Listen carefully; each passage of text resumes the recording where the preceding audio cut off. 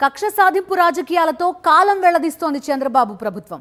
తమకు నచ్చిన వారిని నెత్తిన పెట్టుకోవడం, నచ్చని వారిని అణగదొక్కాలని చూడడం కూటమి సర్కార్కు రివాజుగా మారిపోయింది. అసెంబ్లీ ప్రారంభం రోజు ప్రమాణ స్వీకారాల విషయంలో ప్రారంభమైన ఈ కక్ష సాధింపు ప్రతిపక్ష హోదా విషయంలో కూడా కొనసాగిస్తోంది. స్పీకర్కు లేఖ రాసిన వైఎస్ఆర్సీపీ అధినేత వైఎస్ జగన్మోహన్ రెడ్డి నిబంధనల మేరకు నడుచుకోవాలని హితవు పలికారు.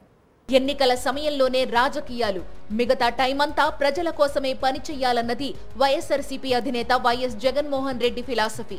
అందుకే ముఖ్యమంత్రిగా పనిచేసినంత కాలం కులమతాలు, ప్రాంతీయ భేదాలు చూడకుండా అర్హులైన వారందరికీ సంక్షేమ పథకాలు అందేలా చూశారు. కానీ 40 years ఇండస్ట్రీ అని చెప్పుకునే చంద్రబాబు మాత్రం వేదిక ఏదైనా కక్ష సాధింపే ప్రధాన ఎజెండా అన్నట్లుగా వ్యవహరిస్తున్నారు. ఎన్నికల ఫలితాలు రాగానే రెడ్ బుక్ రాజ్యాంగం ప్రారంభించిన చంద్రబాబు సర్కారు వైఎస్ఆర్సీపీ మద్దతుదారులపై దాడులను తీవ్రతరం చేసింది. మరోవైపు స్పీకర్గా ఎన్నిక కాకముందే వైఎస్ జగన్ పట్ల అనుచిత వ్యాఖ్యలు చేశారు అయ్యన్న పాత్రుడు.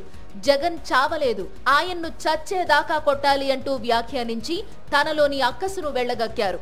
ఇక అసెంబ్లీలో కొత్త సభ్యుల ప్రమాణ స్వీకారం సందర్భంగా కూడా నిబంధనలకు విరుద్ధంగా వ్యవహరించారు. ముఖ్యమంత్రి చంద్రబాబు ప్రమాణ స్వీకారం చేసిన తరువాత ప్రతిపక్ష నేతగా వైఎస్ జగన్ కు అవకాశం కల్పించాల్సి ఉంది. కానీ చంద్రబాబు తరువాత మంత్రులు, ఆ తరువాత జగన్ ప్రమాణ స్వీకారం చేసేలా ప్రొటెం స్పీకర్ బుచ్చయ్య చౌదరి ద్వారా కథ నడిపించారు. అంతేకాదు, ప్రధాన ప్రతిపక్ష నాయకుడిగా వైఎస్ జగన్ కు అవకాశం కల్పించే విషయంలోనూ కుట్రలకు తెరలేపినట్టు తెలుస్తోంది. ఈ క్రమంలోనే స్పీకర్ అయ్యన్న పాత్రుడికి లేఖ రాశారు వైఎస్ జగన్. తనకు ప్రధాన ప్రతిపక్ష నాయకుడి హోదా ఇవ్వకూడదని ముందే నిర్ణయించుకునే ప్రమాణ స్వీకారం విషయంలో దారుణంగా వ్యవహరించారని పేర్కొన్నారు. ఇదంతా శాసనసభ సాంప్రదాయాలకు విరుద్ధమన్న ఆయన, విపక్షంలో ఎవరికి ఎక్కువ సీట్లు ఉంటే వారికే ప్రధాన ప్రతిపక్ష హోదా ఇవ్వాలని చట్టంలో నిర్వచించారన్నారు. అంతేగాని ప్రధాన ప్రతిపక్ష హోదా కోసం 10% సీట్లు ఉండాలని చట్టంలో ఎక్కడా లేదన్న విషయాన్ని జగన్ గుర్తు చేశారు. ఈ సందర్భంగా AP payment of salaries and pension and removal of disqualification act 1953 గురించి వివరించారు జగన్. ఇందులోని 12Bలో ప్రధాన ప్రతిపక్ష పార్టీ అంటే ఎవరనే విషయాన్ని స్పష్టంగా నిర్వచించిన విషయాన్ని స్పీకర్ దృష్టికి తీసుకెళ్లారు. చచ్చేదాకా కొట్టాలంటూ స్పీకర్ మాట్లాడిన మాటలు వీడియోల ద్వారా ఇప్పటికే బయటకు వచ్చాయని, ఈ నేపథ్యంలో అసెంబ్లీలో తమ పార్టీ గొంతు విప్పే పరిస్థితులు కనిపించడం లేదన్నారు. అసెంబ్లీలో ప్రధాన ప్రతిపక్ష పార్టీగా గుర్తింపుతోనే ప్రజా సమస్యలను బలంగా వినిపించే అవకాశముందని పేర్కొన్నారు జగన్.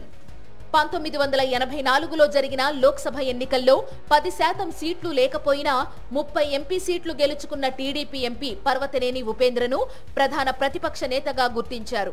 1994లో ఉమ్మడి ఏపీ అసెంబ్లీ ఎన్నికల్లో కాంగ్రెస్ పార్టీ 26 సీట్లు మాత్రమే గెలుచుకుంది.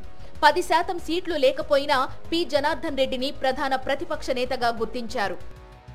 ఈ ఎన్నికల్లో వైఎస్ఆర్సీపీకి 11 స్థానాలే వచ్చినా 40% ఓట్ షేర్ ఉన్న విషయాన్ని స్పీకర్ కు రాసిన లేఖలో జగన్ గుర్తు చేశారు. అంటే దాదాపు సగం జనం తమ వైపే ఉన్న విషయాన్ని గుర్తించి నిబంధనల ప్రకారం వైఎస్ఆర్సీపీకి ప్రధాన ప్రతిపక్ష హోదా కల్పించాలని కోరారు. మరి ఇప్పటికే జగన్ పై తీవ్ర స్థాయిలో శత్రుత్వం ప్రదర్శిస్తున్న కూటమి ప్రభుత్వం, స్పీకర్ ఈ విషయంలో ఎలాంటి నిర్ణయం తీసుకుంటారో వేచి చూడాల్సిందే.